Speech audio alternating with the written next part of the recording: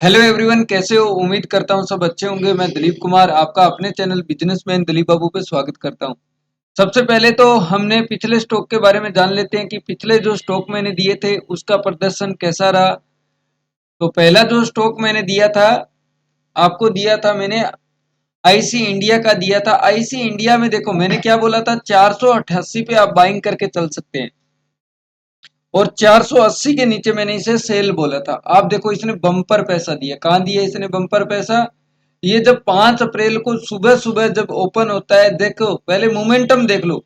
5 अप्रैल को जब सुबह सुबह ओपन होता है, ओपन होने के बाद में आप देख सकते हो कि सीधा ये 15 मिनट की कैंडल सीधा डाउन साइड में गया। यानी कि 480 पे मैंने सेल बोला था, आपको 5 रुपए तुरंत एक ही कैंडल में मार्केट ने दे दिया। ये तुरंत आपको सेल मिल गया। यानी कि 480 से मैंने सेल बोला था, 475 का लो लगा दिया। जब भी मार्केट जिस दिशा में जाती है उसी दिशा में आपको ट्रेड उठाना है। अभी उसके बाद में ये अपसाइड में निकल गया तो आपको अपसाइड में छोड़ देना है, अपसाइड में नहीं लेना, एक मोमेंटम को कैप्चर करना है।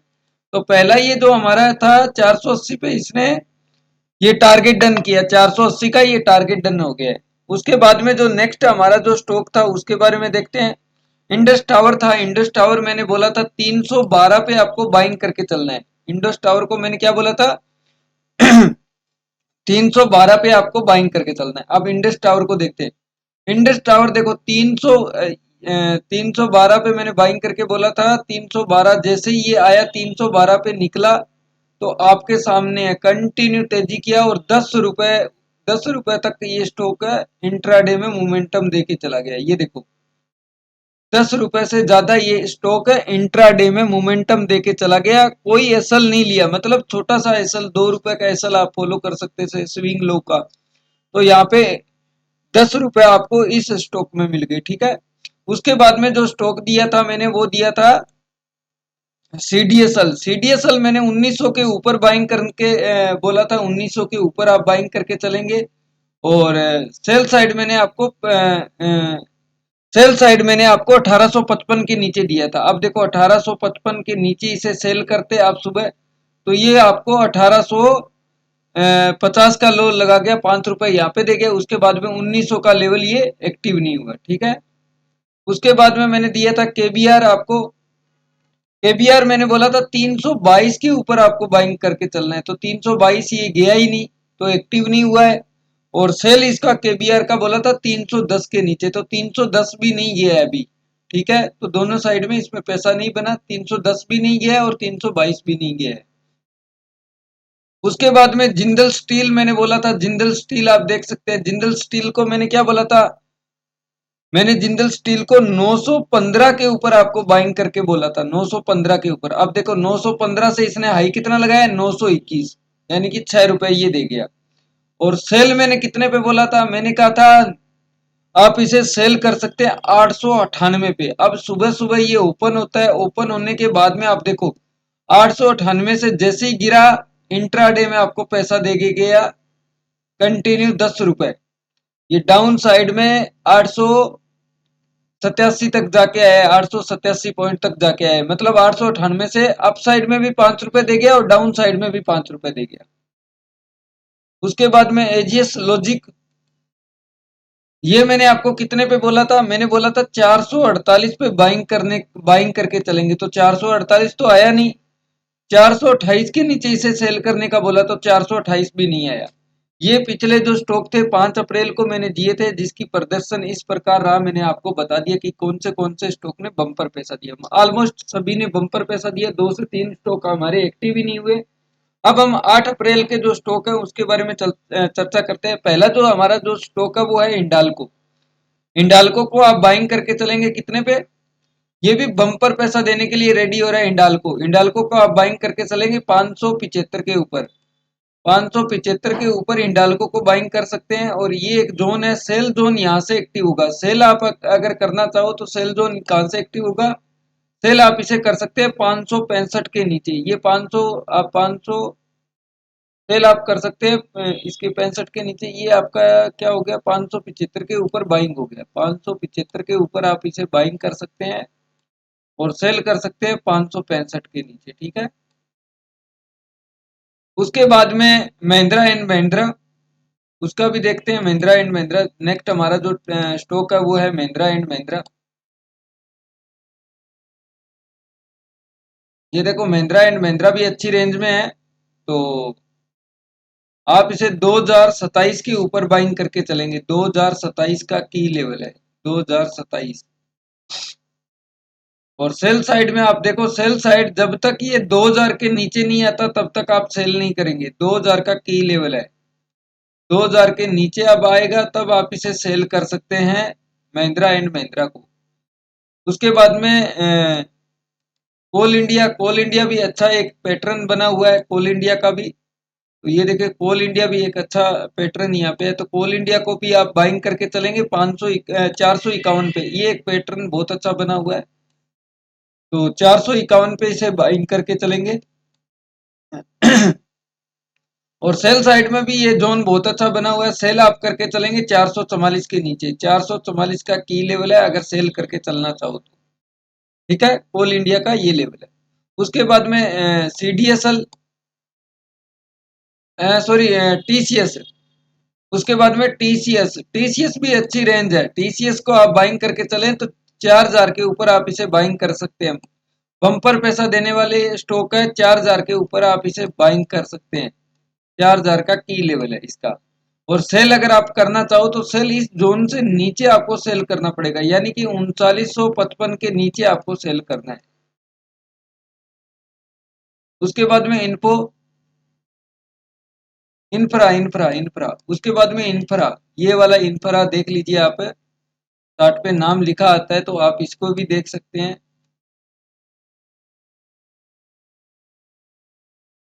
इसको आप बाइंग करके चलेंगे 1485 के ऊपर आप बाइंग करेंगे। 1485 का की लेवल है, इसमें आप बाइंग करके चलेंगे। और सेल आप करके चलना चाहो तो सेल इसको 1475 के नीचे आप सेल कर सकते हैं, 1475।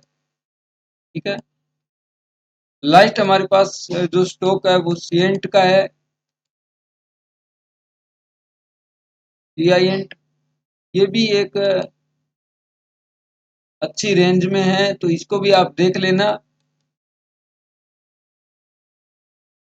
आप इसे बाइंग करके चलना चाहो तो 2188 के ऊपर आप बाइंग कर सकते हैं। 2188 का की लेवल है। और सेल आप करना चाहो तो सेल का ये जोन है, जब तक इसके नीचे नहीं आता तब तक आप सेल नहीं कर सकते। 2135 के नीचे आप सेल कर सकते हैं। ठीक है, ये थे हमारे लिए इंट्राडे के स्टॉक। अब हम करते हैं निफ्टी और बैंक निफ्टी की बात। पहले हम चलते हैं निफ्टी पे, निफ्टी का क्या चार्ट बन रहा है उसके बारे में जानते हैं। निफ्टी का, निफ्टी और बैंक निफ्टी की चर्चा करेंगे अभी। अभी निफ्टी और बैंक निफ्टी की चर्चा करेंगे अभी। देखो, सबसे पहले जो मैं बता दूं आपको, निफ्टी का जो की लेवल है, वो अब की लेवल कौन सा है मैं आपको बता देता हूँ। 22,666 का आपको लेवल ध्यान में रखना है। 22,666 का, 22,666 का की लेवल है। और डाउन साइड में आपको लेवल याद रखना है 22,222 का। ये आपके लिए इम्पोर्टेंट की लेवल है। इसके बीच में आपको कोई भी ट्रेड नहीं लेना है। अगर करते हो तो छोटी छोटी क्वांटिटी में आप ट्रेड कर सकते हैं। अब हम इसे 15 मिनट के टाइम फ्रेम में, पहले मैं आपको आरएसआई और एमएससीडी लगा के दिखा देता हूँ। अगर हम आरएसआई और एमएससीडी लगाते हैं ना तो ये बहुत ज्यादा लो बता रहा है, मतलब मार्केट गिरने के संकेत दे रहा है। आरएसआई लगाता हूँ, ये आरएसआई मैंने लगाया। और उसके बाद में मैं एमएससीडी लगाता हूँ।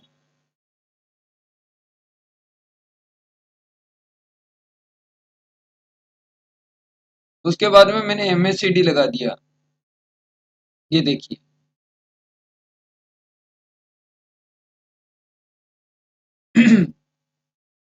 ये बहुत ज्यादा, मतलब जो ये बता रहा है ना एमएससीडी, ये क्या कह रहा है, ये कह रहा है ये डाउन साइड में आने वाला है। तो डाउन कहाँ से आएगा, ये जो लगा हुआ है ना, ये जो मैंने अभी आपको मार्क किया है, इस जोन से जैसे ये नीचे आएगा, ये देखो कभी भी अपने पिछले हाई को नहीं छुपा रहा है। ये देखो यहाँ पे आप देख रहे हो कंटिन्यू आरएसआई देखो डाउन ट्रेंड बना रहा है, और ये क्या बना रहा है, अप ट्रेंड बना रहा है। तो मतलब ये कहीं ना कहीं यहाँ पे सेलिंग प्रेशर यहाँ पे आने वाला है, तो आपको अलर्ट रहना है निफ्टी में बैंक निफ्टी में दोनों।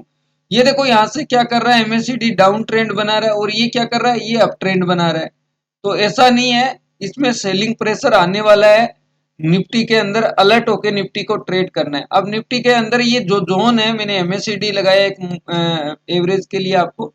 ये जो जोन है ना, ये कंटिन्यू बता रहा है, ये थोड़ा सा ट्रेप जोन है। ये जो बीच में दो जो कैंडलें बनी है ना, ये थोड़ा सा ट्रेप जोन है। आपको यहाँ पे इसको बच के अलर्ट यहाँ पे ट्रेड करना पड़ेगा। इसकी मैं लेंथ 22 की करके रखता हूँ एमएससीडी का। ये जो एमएससीडी मैं यूज करता हूँ, इसकी भी लेंथ मैं 22 की रखता हूँ। यहाँ पे 20 की है, मैं यहाँ पे 22 की फॉलो करता हूँ। ठीक है, ये 22 का है। ठीक है, तो ये क्या कह रहा है, ये आपको कह रहा है कि ये 322,333 के नीचे जाएगा ना, तब ये आप शॉर्ट सेल कर सकते हैं इसको। मतलब पुट की साइड में प्लानिंग कर सकते हैं। तो ये आपको डाउन इशारा दे रहा है। और ऐसे ही बैंक निफ्टी में हो रहा है। अब इसे 15 मिनट के चार्ट पे देखते हैं निफ्टी में कल हम किस प्रकार से ट्रेड कर सकते हैं। सॉरी, 8 मार्च को हम किस प्रकार से ट्रेड कर सकते हैं वो देखते हैं।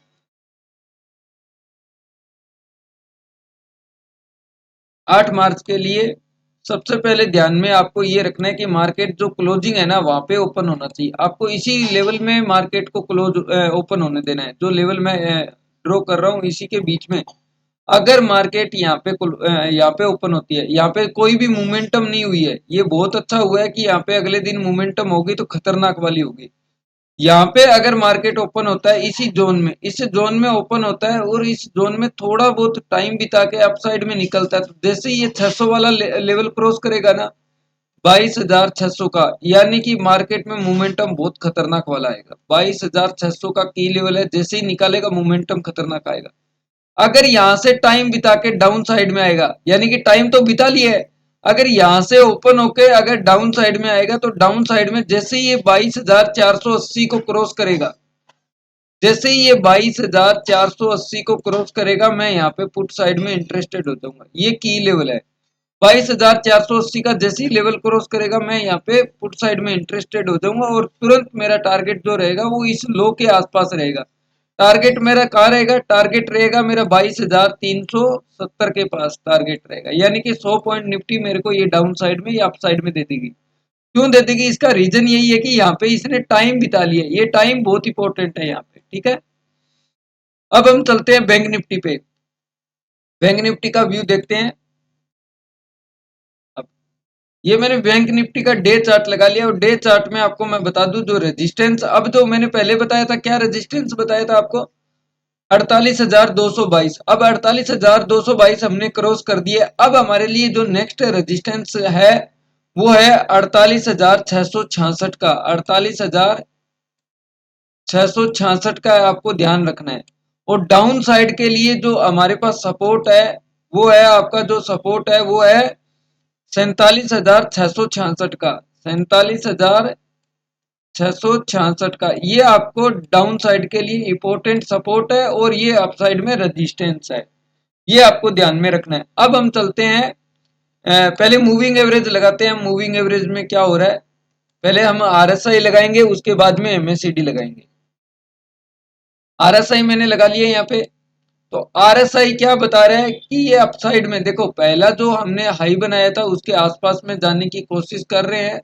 आरएसआई इसमें ठीक है, कुछ बैंक निफ्टी में ठीक है। अभी यहाँ पे इसने हाई ये बनाया, उसको निकालने के प्लानिंग में है। ठीक है, इसमें बैंक निफ्टी में ठीक है आरएसआई।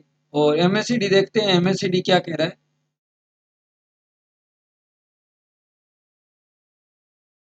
एमएससीडी चैनल और ये दोनों दोनों में, एक तो मैं 22 का फॉलो करता हूँ चैनल, में 22 का फॉलो करता हूँ एमएससीडी चैनल। ये ठीक है, अभी भी कुल मिला के उतना ज्यादा स्ट्रोंग नहीं बता रहे। हम हाई प्राइस के आसपास पहुंचने वाले हैं और हाई प्राइस के आसपास पहुंचने वाले हैं, तो ये अभी भी डाउन फ्लो बता रहा है। अभी भी क्या बता रहा है, ये डाउन फ्लो ही बता रहा है। हम हाई के आसपास पहुंचने वाले हैं, तो अभी भी ये डाउन फ्लो ही बता रहा है। आपको ये ध्यान रखना है, इस चैनल के नीचे जैसे ही मार्केट आएगा, यहाँ पे सेलर एक्टिव हो जाएंगे। ये ध्यान रखना है, एक चैनल है, इस चैनल में सेलर जो होंगे वो एक्टिव हो जाएंगे। तो ये की लेवल है आपके लिए। ठीक है, अभी भी फ्लो डाउन साइड का है, हम हाई के पास पहुंचने वाले हैं और फिर भी मार्केट अपना हाई के आसपास मूविंग एवरेज और एमएससीडी नहीं लेके जा रहा है। तो आपको यहाँ पे कॉल साइड में जो प्लानिंग लेना है, कॉल साइड में जो प्लानिंग करना है, वो बहुत अलर्ट होके करना है। मार्केट डाउन के संकेत बहुत ज्यादा बन रहे हैं। पुट साइड में जैसे ही आपको एंट्री मिले, पुट साइड में आपको भर भर के एंट्री रखना है और डाउन साइड में कम एंट्री रखना है, ठीक है। अब हम 15 मिनट के टाइम फ्रेम में देखते हैं कि कल हम किस प्रकार से 8 अप्रैल को हम किस प्रकार से ट्रेड ले सकते हैं, वो आप देख सकते हैं, ठीक है। तो सबसे पहले आपको क्या करना है, ध्यान रखना है कि मार्केट इसी क्लोजिंग के आसपास, जहां पे हमारी क्लोजिंग हुई है उसी के आसपास ओपन होना चाहिए। ये एक जोन है, यहाँ पे ओपन होना चाहिए। अगर मार्केट इसी क्लोजिंग के बीच में ओपन होता है, इस जोन के बीच में ओपन होता है, यहाँ पे ओपन होता है, अगर यहाँ पे ओपन होके या 5 मिनट या 10 मिनट या 15 मिनट टाइम बिता के जैसे ही ये 48,200 को क्रॉस करेगा, मैं यहाँ पे पुट की एंट्री बना लूंगा। जैसे ही ये 48,200 को क्रॉस करेगा, मैं यहाँ पे पुट की एंट्री बना लूंगा। तो टारगेट मेरा ये लो तक रहेगा। टारगेट मेरा कहां तक रहेगा, मेरा टारगेट रहेगा 47,800 तक, ये टारगेट रहेगा मेरा। 48,200 से मैं पुट की एंट्री बनाऊंगा और टारगेट मेरा रहेगा 47,800 तक, ये मेरा टारगेट रहेगा, ठीक है, पहला जो टारगेट रहेगा मेरा। उसके बाद में अगर ये कॉल साइड में जाता है, तो कॉल साइड में मेरा जो इंटरेस्टेड है, कॉल साइड में मैं क्या करूंगा, कॉल साइड में मैं यही देखूंगा कि यहाँ पे टाइम बिता के जैसे ही ये 48,666 का लेवल निकलेगा ना, तब मैं कॉल में यहाँ पे जाऊंगा। कॉल में मेरे लिए की लेवल क्या है, 48,666, ये मेरे लिए कॉल में की लेवल है। ये निफ्टी और बैंक निफ्टी के इंपॉर्टेंट लेवल है। आपको वीडियो कैसा लगा, वीडियो अच्छा लगा हो तो लाइक और शेयर जरूर करना। जो भी पीछे मैंने स्टॉक दिए थे, बम्पर पैसा दिए, उसके बारे में बता दिया, और डेली मैं आपको अपडेट दिया करूंगा। डेली मैं आपको बताया करूंगा कि कौन से स्टॉक ने कितना अच्छा रिटर्न दिया है। इंट्राडे में आपको देखना है, सीखना है और समझना है। ओके, थैंक यू, मिलते हैं नेक्स्ट वीडियो में। जय हिंद, जय भारत।